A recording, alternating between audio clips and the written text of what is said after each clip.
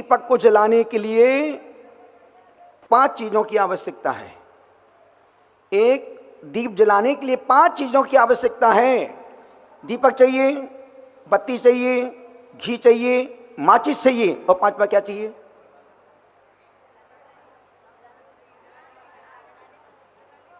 माचिस, जलाने वाला।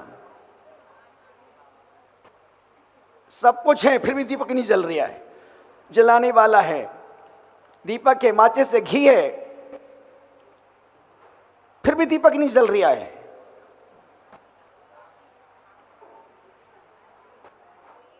क्योंकि हवा भयंकर चल रही है।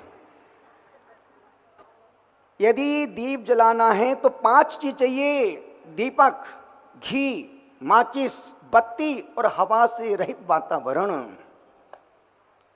आप समय शिखर की पर्वत चले जाओ, पुष्पदंतों पर जलाओ दीपक, मैं मान जाऊंगा आपको। पूरी माचिस भी खत्म कर दो कि तब भी दीपक जलने वाले, दीपक तो बहुत कपूर भी नहीं जलेगा।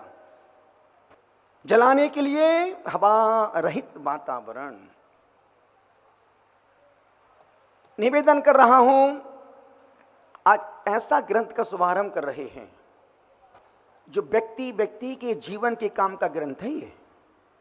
और प्रत्येक व्यक्ति को मरने से पहले एक बार जरूर मरण कंडिका ग्रंथ, एक उसका ही छोटा ग्रंथ है। संलेखना उसका ही संक्षिप्त वो है 600-700 पृष्ठ का, ये है 200-250 पृष्ठ का, 300 पृष्ठ का ग्रंथ है। पर उसका उसमें पूरी विस्तृत दिया है, विस्तार दिया है। पर इसमें शांतिमती माता जी ने इस ग्रंथ को संक्षिप्त कर रहे हैं। मूल बातें जो आज की तारीख में प्रत्येक 50 साल से ऊपर गुजरने वाले व्यक्तियों को इस ग्रंथ को अपने पास रख के सोना चाहिए। जब रात में आंख खोले तुरंत खोल के बैठ जाओ। जीने की कला हर व्यक्ति सिखाता है कि ऐसे जियो, ऐसे जियो, ऐसे जियो, ऐसे जियो, पर कोई नहीं बोलता कि ऐसे मरो। कैसे मरना है इस ग्रंथ में लिखा है।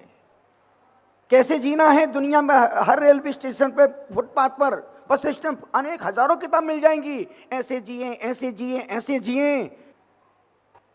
दुनिया का हर व्यक्ति जीना चाहता है, पर कैसे मरना है। और जब तक मरने की कला नहीं आएगी तब तक जीना बेकार है। कितना भोजन किया वो महत्वपूर्ण नहीं है, कितना भोजन पचाया वो महत्वपूर्ण है। आप कितना चले वो महत्वपूर्ण, कहां पहुंचे ये बहुत महत्वपूर्ण है। आपने कितनी संविष्कर की वंदना की वो महत्वपूर्ण नहीं है, कितनी वंदना भावपूर्वक की और कितनी वंदना में भीतर उतना आनंद घटा वो महत्वपूर्ण है। आप दिल्ली कितने दिन रहे वो महत्वपूर्ण है, दिल्ली से क्या परचेज करके लाए, खरीद के लाए वो बहुत महत्वपूर्ण है। जिंदगी में कितने ग्रंथ पढ़े वो महत्वपूर्ण नहीं है, जिंदगी में कितने ग्रंथ पढ़े वो महत्वपूर्ण है, कितना परिवर्तन आया वो महत्वपूर्ण है। दीक्षा को कितने साल हो गए, 35 साल, 30 साल, 15 साल, 10 साल, वो महत्वपूर्ण नहीं है।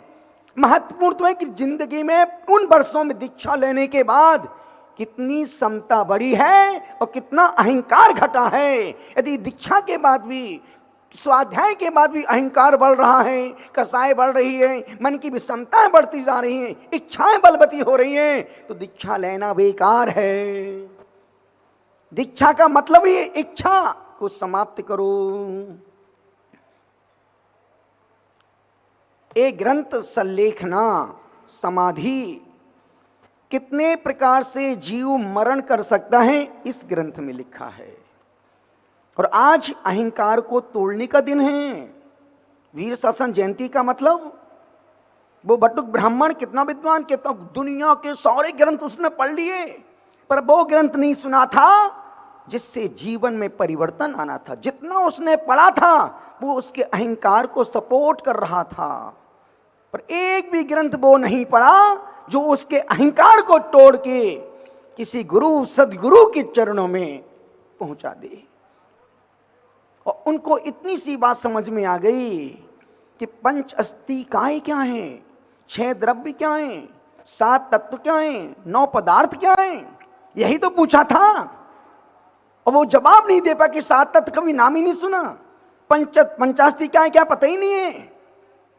जब महावीर के समक्ष में जाके बैठा, अवाक रह गया कि यार ऐसा भी कोई जीव है जिसको देख के ही मेरा समाधान, मुझे तो पढ़ना ग्रंथ पढ़ने पड़े। यहां तो वो जीवंत ग्रंथ बैठे हैं जिनको देखने के बाद मेरा अहंकार चूर चूर होकर के भीतर एक ऐसा दीप जला जो मेरे अहंकार के अंधकार को जिसने तिरोहित कर दिया। तो ये संलेखना ग्रंथ मरण कंडिका, अपर नाम संलेखना, अपर नाम नहीं मतलब उसका संकलन किया गया है। मेरा मन इसलिए इसको पढ़ने का हुआ कि पहले अपन मूल मूल बातों को पढ़ लेते हैं और सिर्फ इसमें पढ़ना ही, इसमें गाथाएं कम, पढ़ना है, सुनने वाले को अच्छा लगेगा।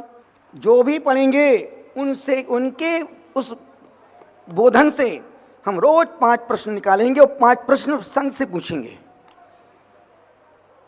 फिर उस तभी लगेगा हमने क्या लिखा क्या पढ़ा, अन्यथा हमको पेज नहीं पलटना है, इसको पूरा नहीं करना है। माता जी अब आएगा स्वाध्याय में मजा। अच्छा तो हम बनाएंगे। तो अपन, मेरा मन है कि अपन इसको आज शुभारंभ करते हैं। चूंकि समय, हर चीज का समय फिक्स है, पर अपन समय से चलेंगे तो समय सार तक पहुंच जाएंगे, नहीं तो निस्सार समय भी निस्सार हो जाएगा। ये मन से अमुक वस्तु का त्याग करते हैं जब तक ये ग्रंथ पूरा नहीं होगा। सभी साधु अपने अपने मन में अपना अपना एक कोई भी त्याग कर दें। हम तो अपना त्याग बोल के करते हैं भैया। हम जब तक एक ग्रंथ पूरा नहीं होगा तब तक के लिए सिर्फ 5 अनाज 10 हरी के अलावा नहीं लेंगे, है ना। सल्लेखना, सल्लेखना, समाधि मरण, 3 ग्रंथ, 2 ग्रंथ बहुत चर्चित हैं, भगवती आराधना और मरण कंडिका। मृत्यु को जानना हो, मृत्यु को समझना हो, कैसे मरना है, वो चीजें जानना समझना पढ़ना हो, 2 ग्रंथ सेपिसेंट है, मरण कंडिका या भगवती आराधना। और उन दोनों ग्रंथों में संपूर्ण जीने से लेकर के अंतिम श्वास को कैसे छोड़ना है,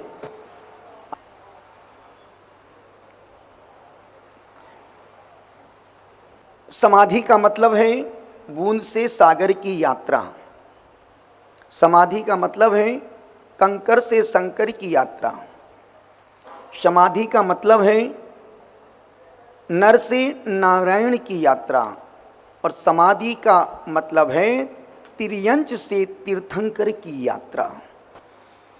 यहाँ इस छोटे से ग्रंथ में 416 विषय दिए गए हैं। विषय कम हैं, पेज 416 हैं। और उन संपूर्ण विषयों में आचार्य महाराज ने एक एक विषय पर, एक एक शब्द पर उन्होंने 10-10 लाइन लिखी हैं जो सुनने जैसी हैं, समझने जैसी हैं। इसका प्रारंभ कर रहे हैं। इसका ग्रंथ का पेज नंबर 9, इसका टाइटल है संलेखना का लक्षण। संलेखना यह जैन धर्म में एक पारिभाषिक शब्द है। सत प्लस लेखना, संलेखना। सत यानी उत्तम, प्रशंसनीय, यथोचित। लेखना यानी कृश करना, लेखना यानी कृश करना। सर्वार सिद्धि ग्रंथ में पूज्यपाद आचार्य कहते हैं सम्यक काय कसाय लेखना संलेखना। उत्तम रीति से समीचीन रूप में जानकर शरीर और कसाय इन दोनों को क्रश करना, छीण करना संलेखना है। मतलब 2 चीजें उन व्यक्तियों को कम करना है जो रोज उम्र के अग्रभाग में बढ़ रहे हैं, जो मृत्यु के करीब पहुंच रहे हैं। 2 चीजें रोज कम करो, कसाय कम करो और शरीर को क्रश करो। क्रश का मतलब सूख के सौंठ बना दो। भूखे मर जाओ नहीं कह रहा हूं मैं, तो ये कह रहा हूं क्रश करना, भूख से आधा खाना। भली तुम दिन में 5 बार खाओ, कम खाओ, पर ठूस ठूस के यहां तक नहीं खाओ। यहां फिर आचार्य ने गाथा लिखी, उपसर्गे दुर्भिक्षी जरसी रुजायाम च निष्प्रतिकारी धर्माय तनु विमोचन माहु सल्लेखना मार्य। घोर उपसर्ग हो रहा है, भयंकर दुर्भिक्ष है, बुढ़ापे के कारण शरीर जर्जित हुआ है, मात्र शिथिल हुए हैं, इंद्रियां योग रूप से काम नहीं करती, असाध्य रोग हुआ है, प्रतिकार करना अशक्य है और मरण निश्चित है, टाल नहीं सकते। ऐसी अवस्था में आत्म स्वभाव में स्थिर होकर शरीर त्याग करने के लिए संलेखना धारण किया जाए। किन स्थितियों में संलेखना लेना, इन बातों में बतला दिया। किन कारणों से लेना, रोग असाध्य हो गया हो, डॉक्टर ने जवाब दे दिया हो, तंत्र मंत्र काम ना करें, वैद्य की दवाई पुड़िया काम नहीं कर रही हो, अब उस समय कुछ मत करो। अब पूरी हर श्वास को, जीवन के पल पल को भगवान अरिहंत के चरणों में, पंच परमिष्टि भगवान के चरणों में अपने आप को समर्पित कर दो और उन पर छोड़ना ही अपने आप को समर्पित करना है। मरण के 5 भेद, मरण का भेद 5 है और इस तरह भी है। इसका संक्षेप, उसके संक्षेप से यहां वर्णन कर रहे हैं। भगवती आराधना टीका में मरण के 17 भेद इस प्रकार से कहे हैं। 17 प्रकार से व्यक्ति मरण करता है। अभी आगे और 36 निकलेंगे और भी 5 भी निकलेंगे, 5, 7, 17, 36, अनेक बातें। सिर्फ किसके लिए? मरण को सुधारने के लिए एक ग्रंथ पर्याप्त है। पहला अविची मरण, दूसरा तद्भव मरण, तीसरा अवधि मरण, चौथा आदि अंत मरण, पांचवा बाल मरण, छठा पंडित मरण, सातवां औसन्य मरण, आठवां वाल पंडित मरण, नौवां सशल्य मरण, 10वां वलाका मरण, 11वां बोसट्य मरण, 12वां विपाणस मरण, 13वां गिद्ध पुट्ठा मरण, 14वां भक्त प्रत्याख्यान मरण, 15वां प्रायोग गमन मरण, 16वां इंगनी मरण और 17वां केवली मरण अर्थात पंडित मरण। इन सब का लक्षण यहां पर कहते हैं। अविची मरण प्रतिक्षण आयु के एक एक निषेक उदय में आकर समाप्त होना। तद्भव मरण वर्तमान आयु का समाप्त होना अर्थात मरण कर अन्य भव में चले जाना। अवधि मरण इस वर्तमान पर्याय का जैसा मरण हुआ वैसा आगामी पर्याय का होना। जितनी और जो आयु वर्तमान में भोग रहे हैं उतनी वैसी आयु आगे के भव में भी होना। आदि अंत मरण वर्तमान की आयु के समान आगे की पर्याय में आयु नहीं होना, विभिन्न प्रकार की होना। बाल मरण पहले गुणस्थान से लेकर चौथे गुणस्थान वाले जीवों के मरण को बाल मरण कहते हैं। पंडित मरण छठे से लेकर 11वें गुणस्थान वालों का मरण। औसन्य या ओषण्य मरण, पारस्त आदि भ्रष्ट मुनियों का मरण। बाल पंडित मरण पंचम गुणस्थान वालों का मरण। सशल्य मरण निदान आदि शल्य युक्त जीवों का मरण। बलाका मरण विनय, गुप्ति, समिति, ध्यान, शुभ भाव आदि से रहित होकर मुनियों का जो मरण होता है वही बलाका मरण है। बुसट्ट मरण इंद्रिय आदि के अधीन होकर मरण होना। विपाणस मरण भयंकर उपसर्ग आदि से अथवा अन्य किसी कारण से संयम में दोष नहीं लग जाए, मैं ऐसी वेदना या कष्ट सह नहीं सकता और नहीं सहा जाए तो चारित्र में दूषण उपस्थित होगा। ऐसी स्थिति में अरिहंत के निकट आलोचना करके श्वास निरोध द्वारा कोई मुनिराज मरण करे तो उसे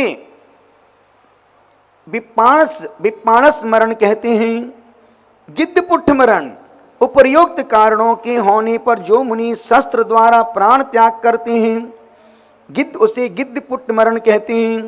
भक्त प्रत्याख्यान मरण, काय और कसाय को क्रश करके विधि पूर्वक संन्यास धारण कर मरण होना। इंगिनी मरण, जिसमें मुनि अपनी सेवा दूसरों से नहीं करवाते, स्वयं करते हुए आहार त्याग पूर्वक प्राण छोड़ देते हैं।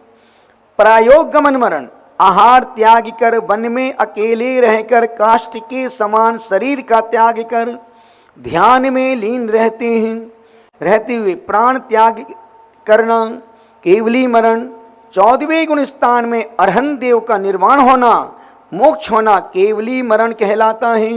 इस प्रकार 17 मरणों का यह संक्षिप्त से लक्षण कहा है। कुंद स्वामी ने कहा अपसो परमप्पा, हर आत्मा में परमात्मा बनने की साथ बोलता है कि नाली में कुल बुलाने वाला कीड़ा भी भगवान बन सकता है। तुम तो इंसान हो और फिर भी तुम इंसान ना बन पाओ तो हमारे लिए दुर्भाग्य की बात है। और मैं इस सूत्र को हमेशा प्रवचन में बोलता हूं, आदमी बचपन से जिंदगी भर मंदिर गया, आदमी जिंदगी भर मंदिर गया, पत्थर एक बार मंदिर गया भगवान बन गया, पत्थर एक बार मंदिर गया भगवान बन गया। आदमी जिंदगी भर मंदिर गया, इंसान नहीं बन पाया, इंसान नहीं बन पाया, आदमी इंसान नहीं बन पाया, पत्थर। और मुझे मालूम है एक बहुत सुंदर महल के सामने एक बड़ा भारी पत्थर पड़ा था। सम्राट को वो पत्थर चुभता था कि मेरा सुंदर महल, अरबों खरबों का महल, इस पत्थर की सुंदरता से वो महल खराब हो रहा है। सम्राट ने एक दिन कहा मंत्री से, मंत्री इस पत्थर को उठाओ नगर के बाहर फेंकवा दो। मंत्री ने पत्थर को बाहर फेंकवा दिया। 15 दिन बाद एक कोई शिल्पकार वहां गुजर रहा, देखा इतना बड़ा पत्थर, ये पत्थर इतना बड़ा, इतना सुंदर पत्थर बाहर पड़ा है। उस शिल्पकार ने उस पत्थर को तराशना शुरू किया। जब उस पत्थर को सम्राट ने बाहर फेंकवाया, सम्राट को 2 लाख रुपए खर्च करना पड़े उठा के बाहर डलवाने के, क्योंकि वो उस महल की सुंदरता में बाधक बन रहा था। शिल्पकार ने पत्थर देखा, पत्थर बहुत दमदार है, एक पत्थर है, क्या ग्रेनाइट है, ऐसा पत्थर पहली बार देखा उस शिल्पकार ने। उसको तराशना शुरू किया। उसने 1.5 महीने में उस पत्थर की बहुत सुंदर मूर्ति बनाई। सम्राट निकला, ये मूर्ति कहां से आई है, ये मूर्ति किसने बनाई है? शिल्पकार ने, राजन ये मूर्ति मैंने बनाई है, ये मूर्ति हमको दे दो। नहीं राजन, ये 50 लाख की मूर्ति है, ये 50 लाख लो, ये मूर्ति हमको दे दो, इस मूर्ति को मैं अपने महल के सामने रखूंगा। कहानी समाप्त हो गई।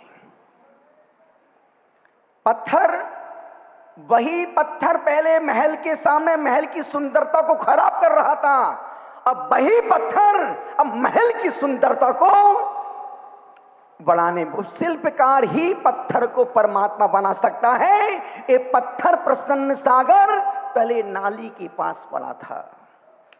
पुष्पदंत शिल्पकार वहां से निकले, उन्होंने इस पत्थर को उठाया और तराशना शुरू किया। वो तराश तराश के छेनी भी सहन की, हथौड़ी भी सहन की, मार भी सहन की, सब सहन किया और हमको पप्पू से परम पूज्य की प्रतिमा बना करके यहां बैठा दिया। ये पत्थर को परमात्मा गुरु ही बना सकता है। जौहरी ही उस रत्न की परख कर सकता कि पत्थर है या ये रत्न है। मैं भी आपसे निवेदन कर रहा हूं, अनुरोध कर रहा हूं, गुजारिश आपसे कर रहा हूं, यही कह रहा हूं, ये जीवन अनमोल है, अन्यथा रोज हमारी सांसें कम हो रही हैं। जैसे चलती हुई ट्रेन के पहिए टिकट की अवधि को पूरा कर रहे हैं, ट्रेन के पहिए टिकट की अवधि को पूरा कर रहे हैं, उसी प्रकार हमारी आती जाती श्वास हमारी जीवन की अवधि को पूरा कर रही है। मरना तो है, मरना तो है। जब डॉक्टर सुशील जी मेरे पास आते थे, सहसग जी महाराज साहब, मैं उनसे एक बात बोलता, मर क्या डॉक्टर साहब इतने विद्वान हो, एक प्रश्न का जवाब दे दो मेरे को। आप जी रहे हो, सबको जीने की प्रेरणा भी देते हो, आपने हजारों हजारों लोगों को मंदिर की सीढ़ियां चढ़ा दी, हजारों हजारों लोगों को रात्रि भोजन छुड़वा दिया, कपड़े पहनना सिखा दिया, पर आपसे एक छोटा सा प्रश्न है, आप इस जीवन में लेटे लेटे जाना चाहते हो कि बैठ के जाना चाहते हो? लेट के जाना चाहते हो या बैठ के जाना चाहते हो? महाराज इतना पुण्य मेरा कहाँ है कि मैं बैठे बैठे जाऊं। पर वो शब्द उनके अंदर घर कर गया। जब समय शिखर में मिली, गुरुदेव अब आप मुझे जैसा चाहें वैसा भेज सकते हैं, अब जो आपको करना है सो करो। निवेदन इतना सा, एक शब्द भीतर तक पहुंच गया। लेटे लेटे जाना चाहते हो कि बैठे बैठे जाओ? और मैं आपसे पूछना चाहता हूं, तुम अस्पताल में पड़े पड़े मरना चाहते हो कि बैठे बैठे जाना चाहते हो? बेटी बेटी वो काम मरने जैसे कर रहे हो, बोलना कितना आसान है। सुमेर बाबू बैठे बैठे जाना नहीं चाहते, और काम सब अस्पताल खा खा के मरने जाना, बीमार होके मरना चाहते हो। एक प्रश्न फिर पूछ रहा हूं, तुम बीमार होके मरना चाहते हो कि स्वस्थ होके जाना चाहते हो? स्वस्थ होके। छोड़ दो आज से बाजार का भोजन खाना छोड़ दो महाराज, स्वस्थ होके जा, पर बाजार का नहीं छोड़ेंगे। अनुरोध आपसे कर रहा हूं, निवेदन आपसे कर रहा हूं, परमात्मा से रोज 3 प्रार्थना करना कि हे मेरे प्यारे परमात्मा, जब भी मरूं बैठे बैठे मरूं, अस्पताल में पड़े पड़े ना मरूं। दूसरी प्रार्थना करने का, हे मेरे प्यारे परमात्मा, जब भी मरूं शरीर से मरूं, मन से मैं कभी ना मरूं। तीसरी प्रार्थना करना कि हे मेरे प्यारे परमात्मा, जब भी मरूं एक बार मरूं, बार बार। इतनी सारी लोग बैठे, मैं दावे से कह सकता हूं इसमें एक भी बंदा ऐसा नहीं होगा जिसने जन्म पैदा होने के बाद आज तक की उम्र में एक भी बार मरने का विचार नहीं किया हो। मरने का कुछ भी काम बिगड़ जा, सबसे पहले मरने का विचार मन में, कुछ भी जरा सी पत्नी से अनबन हो जाए, हे भगवान मर जाती तो अच्छा था। जरा सा व्यापार में लॉस हो जाए, हे भगवान मर जाता तो। जरा सी नंबर कमाए बच्चे के, हे भगवान मर जाता। मरने का विचार मन में सबसे पहले आता है। और आचार्य कहते हैं मरने का विचार धर्मात्मा के मन में नहीं आएगा। धर्मात्मा तो कहेगा, धर्मात्मा तो सोचेगा, धर्मात्मा निकट हो। एक माइक लगा दी भाई यहां पर, सारी भावना इनको याद है और सब कुछ इनको मेरे सामने ही पढ़ना है। घर में तो टाइम ही नहीं मिलता क्योंकि मोबाइल हाथ में रहता है। धर्मात्मा निकट हो, चर्चा धर्म सुनावे, वो सावधान रखे, गाफिल न होने पाऊं दिन रात मेरे स्वामी। निवेदन आपसे कर रहा हूं, जिंदगी में कुछ भी हो जाए, खाली हाथ आए हो तो जब यहां से जाओ 2 ट्रक पुण्य की दौलत साथ में लेके जाना। 2 ट्रक। आपने कभी देखो जब बच्चा का जन्म होता है, बच्चा मुट्ठी बांध के रखता है, मुट्ठी बांध के रखता है। आप उसकी मुट्ठी कितनी खोलो तुरंत बच्चा मुट्ठी बंद कर लेगा। अंगूठा अंदर रहता है, मुट्ठी बंद रहता है, कस के नीच के रखता है। आप कुछ कितनी करो तुरंत बच्चा फिर बंद कर लेगा। वो कहता है कि देख भाई, मैं 2 मुट्ठी पुण्य की दौलत लेके बड़ी मुश्किल से 83,99,999 योनियों में भटकने के बाद इस मनुष्य कुल में आया, 2 मुट्ठी पुण्य की दौलत लेके आया हूं। अब मैं ऐसा जीवन जीऊंगा, जब यहां से जाऊंगा 2 ट्रक पुण्य की दौलत साथ में लेके जाऊंगा, और जो लेके जाएगा वही मेरे काम आने वाली है। अन्यथा इस मिट्टी का शरीर मिट्टी में मिलने वाला है। ना धन साथ जाएगा, ना यौवन साथ जाएगा, ना मकान साथ जाएगा, ना महल, कुछ नहीं। एक श्वास रुकी कि खेल खत्म हो जाएगा। निवेदन आपसे कर रहा हूं, अनुरोध आपसे कर रहा हूं, गुजारिश आपसे कर रहा हूं, आपसे कह रहा हूं, ये सब माटी, ये सब मिट्टी में मिलने वाला है। जो आंखों से दिख रहा है वो सब छूटने वाला है। तन धन यौवन सब कुछ माटी का माटी में मिल जाएगा। लेकिन माटी माटी में मिले उससे पहले इस मिट्टी के शरीर को परमेष्टि के चरणों में सौंप देना, ताकि तुम भी उन जैसे परम पूज्य पद को प्राप्त कर सको। और ध्यान रखना, दुनिया में तुम कितना ही लोगों को अपनापन जतलाओ, पर तुम्हारा अपना कोई भी नहीं है। तुम दुनिया में कितना ही लोगों को अपनापन जतलाओ, पर संसार में कोई भी तुम्हारा अपना नहीं है। जो कुछ भी तुम्हारा है, तुम्हारे पास है, वह बतौर एक अमानत है। बेटा है तो वह बहू की अमानत है, बेटा है तो वह बहू की अमानत है, बेटी है तो दामाद की अमानत है, शरीर शमशान की अमानत है, और जिंदगी मौत की अमानत है। तुम देख लेना एक दिन, तुम देखना एक दिन बेटा बहू का हो जाएगा। तुम देखना एक दिन बेटा बहू का हो जाएगा, बेटी को दामाद ले जाएगा, शरीर शमशान की राख में मिल जाएगा और जिंदगी मौत से हार जाएगी। तो अमानत को अमानत की तरह ही रखो, अमानत को अमानत समझकर ही रखना, उसकी सार संभाल करना। अन्यथा उस पर मालिकियत का ठप्पा लगाया तो खून के आंसू बहाना पड़ेंगे। तुम्हारा अपना कुछ भी नहीं है। एक अंतिम प्रश्न पूछ के समाप्त करूंगा। आप छोड़ के जाना चाहते हो कि दे के जाना चाहते हो? आप छोड़ के मरना चाहते हो या दे के जाना चाहते हो?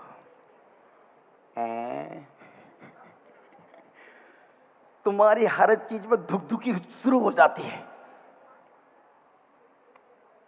छोड़ के मरोगे, जिंदगी भर बच्चे तुमको कोसते रहेंगे, गालियां बकते रहेंगे, कैसा बाप था, दे के भी नहीं गया, लड़ा के चला गया, जिंदगी भर कमाया, दे के भी नहीं गया, मर गया। अब बच्चे आपस में कोर्ट केस कर रहे हैं, जिंदगी जीते जी मर रहे हैं। दे के जाओगे, जाने के बाद भी तुम यहां जिंदा रहोगे, अमर हो जाओगे। महाराज साहब ने बहुत प्यारी बात कही, सहज सागर जी महाराज साहब ने, कि महाराज साहब ने कल परसों गौशाला की बात कही। वो वहाँ पर हैदराबाद में था। हमने कहा देखो भाई, हर व्यक्ति दिलीप भाई संपत्ति नहीं बन सकता है, हर व्यक्ति दिलीप जैसा उदाहरण नहीं हो सकता है। और जितने मुझे संपत्ति मिले सब दिल के दरिया संपत्ति मिले। पहले एक अमित भाई था, वो भी दिल का दरिया था। उसके बाद हमारे फिर मुकेश भाई चैनत, वो भी दिल से दरिया, दिल का सम्राट। और आज जो संपत्ति दिलीप भाई वर्तमान में हैं, ये भी दिल का राजा आदमी है। आवाज करो गुरुदेव, तन मन धन समर्पित है। निवेदन कर रहा हूं। वहां पर हमने एक बात रखी कि तो हर व्यक्ति संत को ना यात्रा करवा सकता, ना लेके जा सकता, ना विहार करवा सकता है। हमने कहा क्षेत्र का चतुर्मास है, आसपास 50-100 किलो 80 तक कोई भी समाज नहीं है। हम जंगल में बैठे, और जंगल भी हम नौ पद्म सागर जी महाराज साहब, जंगल में मंगल हो रहा है, जंगल में मंगल हो रहा है। और मंगल मेरे से नहीं, हमारे काले वाले बाबा पारसनाथ खड़े हैं, वो सब कुछ वही करवा, हम तो एक निमित्त हैं। करने वाले तो हमारे पारसनाथ भगवान, जो मूर्ति कहीं खेत में कहीं पड़ी थी, किसी पास के गांव में, वहां के लोग इस मूर्ति को दे नहीं रहे थे। 3 साल तक इस पर सिंदूर पोत पात करके उसके अपनी जो भी इसके पास जाए अपनी मन्नत मांगे, उसकी मन्नत पूरी हो जाए। एक महिला बाबा 3 साल शादी को हो गए, बच्चे नहीं हो रहे। फल चढ़ाया और चढ़ा के फिर वापस फल को लेके गई। फल को खाया। सिर धोने के बाद संजोग कभी कभी कुछ काम निमित्त के कारण से अटके रहते। उस महिला का बाबा के दर्शन से ही कोई काम होना होगा। उसका पुण्य उदय में जागा, बाबा के पास पहुंची, उसने श्रीफल चढ़ाया। बाबा यदि मेरी भक्ति सच्ची हो तो मेरे कोख में एक संतान, मुझे मां का सुख दे दो बाबा। नरियल चढ़ाया, प्रसाद समझ के लेके गई। सिर धोने के बाद नरियल खाया। अगले महीने वो महिला प्रेग्नेंट हो गई। फिर बाबा के पास, बाबा आपकी कृपा से ये बच्चा आया है, बाबा इस बच्चे को ठीक रखना। एक किसान बाबा के पास पहुंचा। बाबा जमीन तो बहुत है पर खेत में पानी नहीं निकल रहा है। उसको कुछ ऐसा आभास हुआ, नरियल लेके गया। उसने खेत में वो नरियल फोड़ा और जहां नरियल फोड़ा वहीं पर पानी के स्रोत बह गए। ये पत्थर नहीं है। अपने को लगता है भगवान पत्थर है, पत्थर नहीं है। उस पत्थर के साथ कोई ऐसी शक्ति जुड़ी हुई है। जो व्यक्ति जिस भावों से उस प्रतिमा के सामने हाथ जोड़ता है, प्रार्थना करता है, परिक्रमा लगाता है और फिर यहां से जाता है, उसका वैसा ही कार्य होता है। वहां पर हमने कहा है हैदराबाद में कि भाई हमको एक व्यक्ति नहीं चाहिए, हमको तो एक दिन का सुबह 4 बजे से लेकर के देर रात 7:30 बजे तक जो आरती होती है उसमें स्वाध्याय भी हो गया, आरती भी, सुबह की पूजा, भक्ति, आराधना, चर्या, मध्याह्न का स्वाध्याय, संपूर्ण पूरे सुबह से शाम तक का एक दिन का खर्चा 21,000 रुपए का। एक दिन का मुझे शिवरात्रि, एक दिन का मुझे चतुर्मास का एक दिवसीय लाभार्थी चाहिए। सैकड़ों लोगों ने नाम लिखा दिए। 10 दिन का गुरुदेव मेरी ओर से, 5 दिन का मेरी, 350 400 नाम आ गए। और हमने बोल दिया समीर जी को, राजेश जी को, जिनकी राशि जमा हो गई 3-3 नाम रोज वहां बोर्ड पे लिखना, आज के चतुर्मास के लाभार्थी फलाने चंजी, फलाने चंजी, फलाना। जिनकी राशि जमा हुई उनका ही नाम लिखना, क्योंकि आदमी बड़ा बेईमान है। अनुरोध कर रहा हूं, अभी परसों हमने गुरु पूर्णिमा पर सहज बैठा था, शांति धारा मंत्र बोलना थे। मेरे सामने रामेश्वर जी सामने खड़े थे, लड्डू दिखा रहे थे। वो दिखे और मुझे गाय दिखने लगी। तो सच कहूं तो मैं कुलचाराम आने का दूर दूर तक कोई मन में भाव विचार नहीं था। हम क्यों यहां पर आके मरते? इतना बढ़िया संघ है, इतने अच्छे भक्त, इतने अच्छे ज्ञानी विद्वान साधु हैं। यदि किसी बड़े समाज शहर में रहते, धर्मी की प्रभावना 1000 गुना और ज्यादा होती। पर मुझे यहां पर बुलाया है तो भगवान पारसनाथ ने और गायों के पुण्य ने मुझे यहां बुलाया कि कहां तुम घूम रहे हो, मेरा भी संरक्षण कर दो। हमने कहा गाय दुनिया की सबसे श्रेष्ठ जानवर, माता के रूप में यदि कोई पूजता है, गौ माता, जिसको कबीर ने लिखा है, कबीर ने लिखा है, पाप हो गौ वध समाना, हरि गुरु निंदा सुन ही जे काना, पाप होए गौ बुध समाना। यदि कोई व्यक्ति गुरुओं की निंदा आलोचना करता है, जितने गाय के शरीर में रोम होते हैं उसको उतने जन्मों तक दुख भोगना पड़ता है। किसको? जो गुरुओं की, धर्म की निंदा, आलोचना, अपव्यय, गाली, अपशब्द बोलते हैं, वो पाप के फल से बच नहीं सकते हैं। मुझे लगा कि गाय हैं, कमेटी की जो लोग हैं, मानक कमेटी में भीड़ बहुत है पर आते 2-4 लोग ही हैं। वक्त वक्त पर आते हैं, साल में एक बार भी आ जा तो बहुत बड़ी कृपा होती भगवान के ऊपर उनकी। अनुरोध कर, क्यों कि धर्म से अटैचमेंट नहीं है। धर्म से जब तक अटैचमेंट नहीं होगा तब तक यहां आने का मन नहीं करेगा। और आज का आदमी लोभी, स्वार्थी, लालची है। यदि कोई काम हो गया तो साल में 10 बार आएगा और नहीं हुआ तो साइड से निकल जाएगा। मन में आया कि यार इतनी पहले यहाँ पर 150 गाय हो गई। अब 150 गाय को कहाँ रखो, कौन व्यवस्था करे? हमारे अध्यक्ष महोदय मंत्री जी ने, राजेश भाई ने, सुमेर जी ने, भैया पास में गौशाला है, 25-50 गाय वहां रवाना कर दी।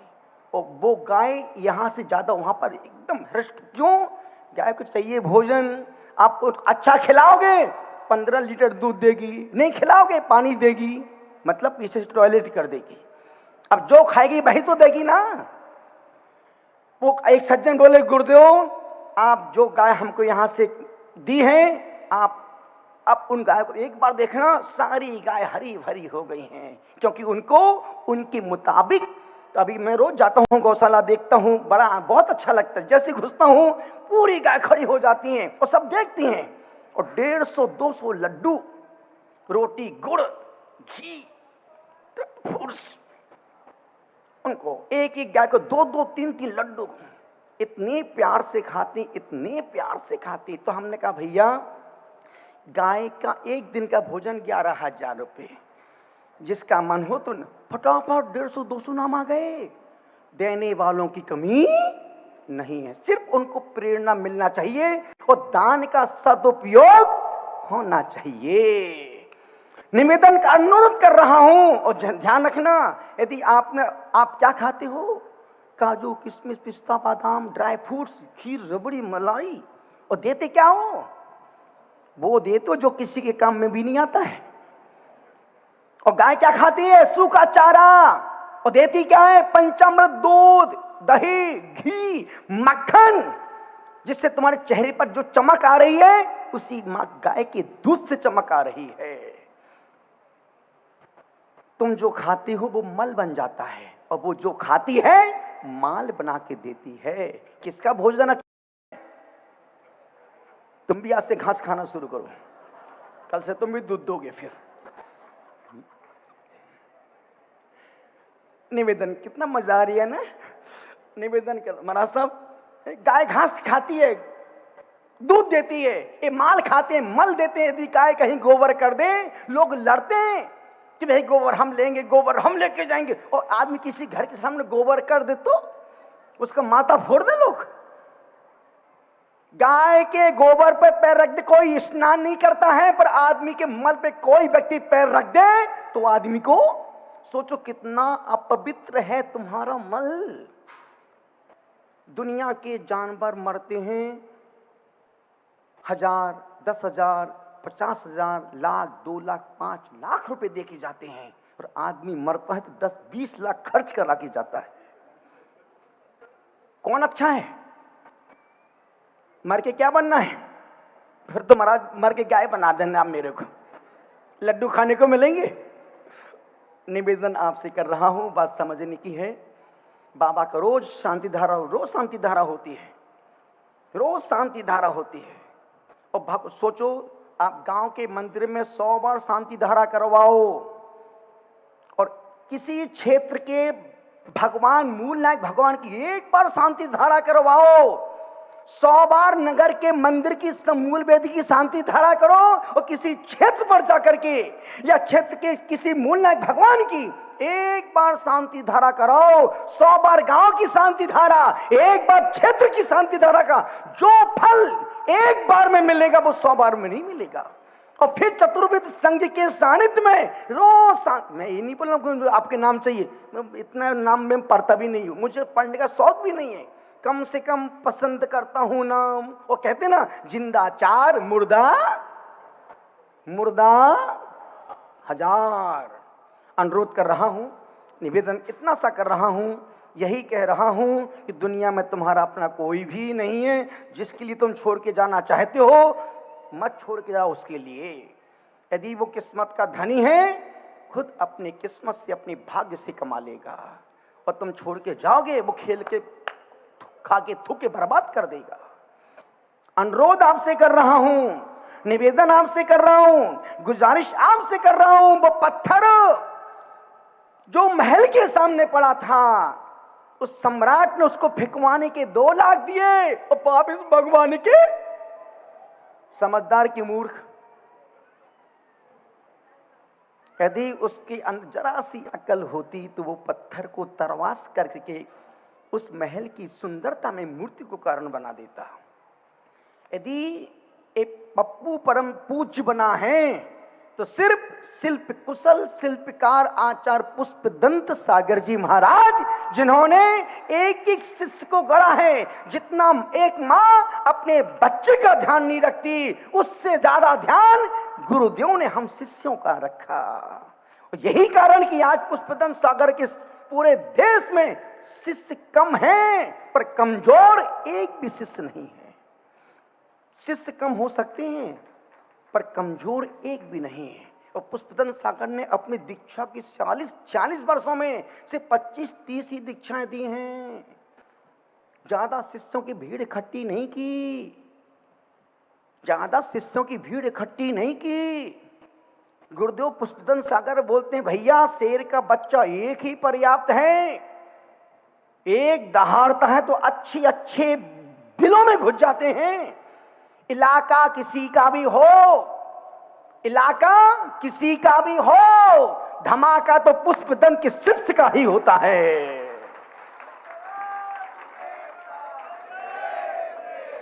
निवेदन कर रहा हूं, आज सब लोग आए हैं, मुझे बहुत अच्छा लगा। नहीं आते तो और अच्छा लगता है, क्योंकि तुम सब आए हो आशीर्वाद लेने के लिए। और मैं उस माँ को प्रणाम करता हूं जिस माँ ने मुझे जन्म दिया है। उसने मेरा एबॉर्शन नहीं करवा देते फिर क्या होता मेरा, फिर यहाँ कौन बैठता, इनको दीक्षा कौन देता। तो मैं माँ को प्रणाम करता हूँ जिसने मुझे जन्म दिया है, और मैं उस दादी माँ को प्रणाम करता हूँ जिसने मुझे व्रतों के नियम के संकल्प के मार्ग में आगे बढ़ने की मुझे प्रेरणा दी है। और उन पिता को प्रणाम करता हूं जो मुझे गुरु के चरणों में दीक्षा के लिए समर्पित करके गए। और मैं उन गुरु को प्रणाम करता हूं जिन्होंने मुझ अदना से पत्थर को मूर्ति का रूप दे करके मेरे जीवन को मूल्यवान बना दिया। अनुरोध आपसे कर रहा हूं, निवेदन आपसे कर रहा, इतना ही कह रहा हूं, यदि आपका मन बने। और ध्यान रखना, प्रसन्न सागर का कोई प्रोजेक्ट नहीं है, कोई हमारे गिरिगिरा नहीं है, कोई हमारे मठ मठा नहीं है, कोई हमारे लपट झपट नहीं, कोई बैंक कोच लपट झपट नहीं, सिर्फ रियल दिगंबर संत हैं। जहां बैठते हैं मुझे लगता है इस क्षेत्र का विकास होना चाहिए, तो जरूर प्रेरणा दे देता हूं। बाकी मेरा अपना कोई स्वार्थ नहीं है, जो भी है इस क्षेत्र का। और एक क्षेत्र को जिंदा करने का मतलब है आपने 100 नए मंदिरों की प्रतिष्ठा का पुण्य कमा लिया। जिन प्रतिमा के अपमान का पाप माथे चढ़ा लिया। और जो लोग भोजन झूठा छोड़ के जाते हैं उनको जिंदगी में खाने के लाले पड़ते हैं। ऐसी बीमारियां हो जाती हैं कि डॉक्टर बोलता है भैया लौकी का रस पियो, दाल का पानी पियो, घी मत खाओ। क्यों? तुमने बेटा अपने यौवन में, अपने उस बुलंदगी में भोजन का अपमान किया था। अब तुम नौकर रसगुल्ला खा रिया है और मालिक गुड़ की चाय पी रिया है। निवेदन आपसे कर रहा हूं, जिंदगी के अंतिम समय तक 56 भोजन का सुख भोगना है, ये पाप कभी मत करना। और दूसरा एक प्रश्न पूछ के बाद समाप्त कर रहा था, कौन कौन व्यक्ति फिर से जैन कुल में जन्म लेना चाहता है? ओ माय गॉड, फोकट में मिल रही है क्या? अभी जो जन्म मिला है ना, किए थे पुण्य जो हमने मनुष्य पर आए है पाई, धर्म पथ भी मिला हमको, जिनाश्रय की शरण पाई, स्वार्थों का जग पसारा,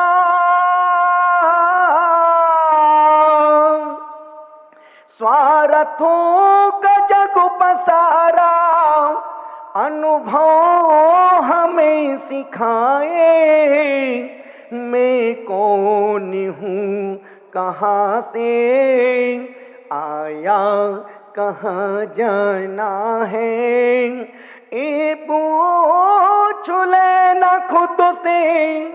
ए ढूंढ लेना खुद में, तू होश को संभाले।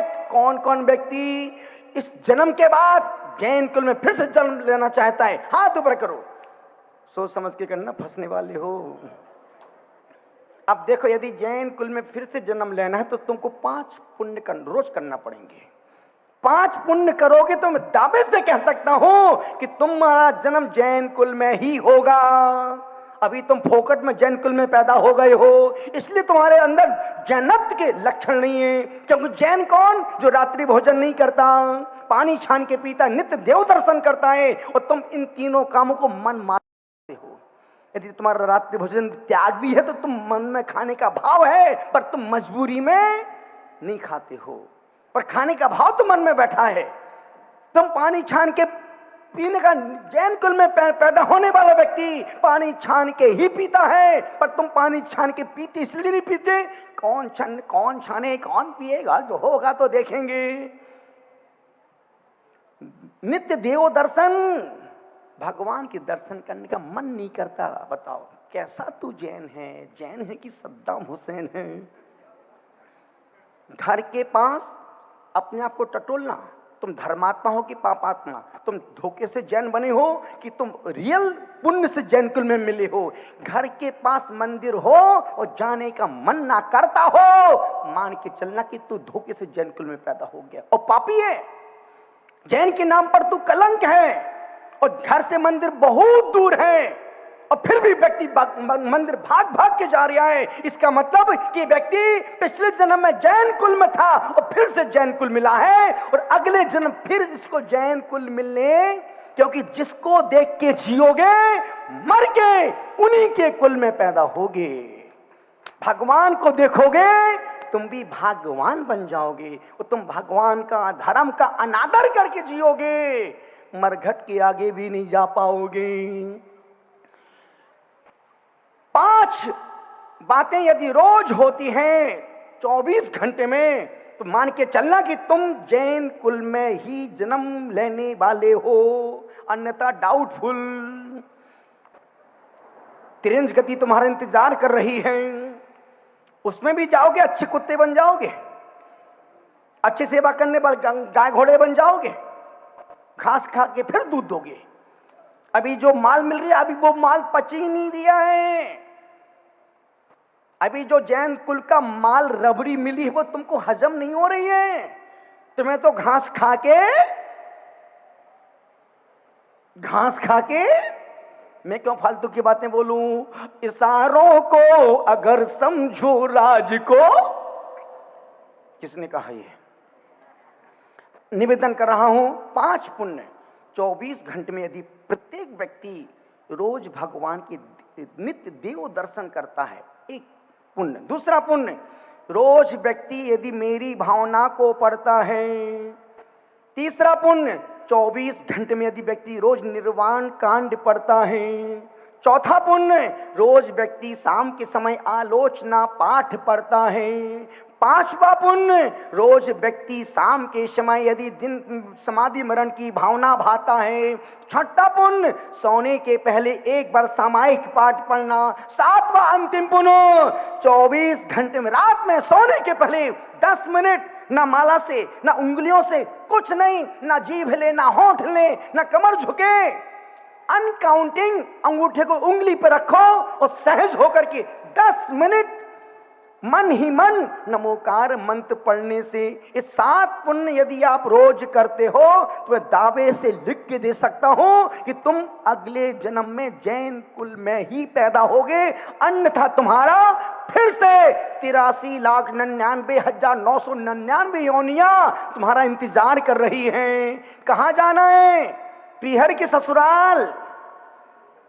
इस जीव का निगोद पीहर है और इस जीव की ससुराल मोक्ष है। और ससुराल सुख की साल, पड़े रहो बरसों साल, सास ससुर का खाके माल फूल रहे हैं दोनों गाल, ऐसी है ससुराल। समय को ध्यान रखते हुए उस शिल्पकार ने 50 लाख में वो मूर्ति बेच दी। बात प्रारंभ की थी, सबत सुंदरो अप्पा, संसार में सबसे सुंदर यदि कोई चीज है तो वो है किसकी? पड़ोसी की नहीं, किसकी? यदि सबसे सुंदर यदि कोई चीज है तो वो है आत्मा। आत्मा आप अप्पा सु परमात्मा, आत्मा ही परमात्मा बनता है। जैन दर्शन की सबसे बड़ी खासियत है कि जैन कुल में नाली में कुल बुलाने वाला कीड़ा भी भगवान बन सकता है। आप भी भगवान बन सकते हैं। जीवन को तमाशा नहीं, तीर्थ बनाएं, भौतिकता में नहीं, भगवत्ता में जिएं। यह तभी संभव है जब हम जीवन को लक्ष्य बना करके जिएंगे और 7 पुण्य रोज करेंगे। बोलो अहिंसा परमो धर्म की